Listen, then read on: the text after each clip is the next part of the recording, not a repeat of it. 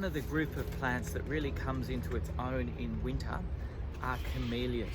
Now the most famous camellia is Camellia sinensis, which is of course what we get tea from. I'm looking at a different species of camellia. This one's called Camellia amplexicaulis.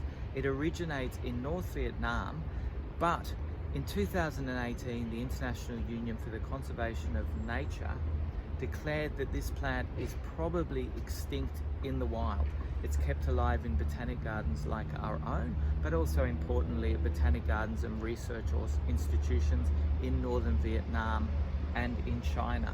It's a very beautiful camellia with these large glossy green leaves which start off as bright red new foliage right on the tips of branches. They have these large pink buds which eventually will open to reveal these bright yellow stamens right in the center of the flower.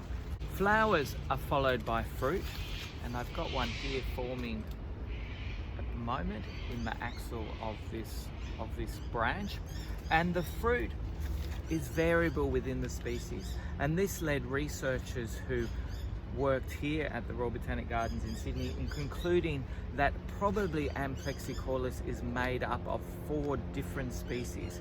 All of those species were described from cultivated sources, so described from a garden in northern Vietnam where they found the different fruit forms growing.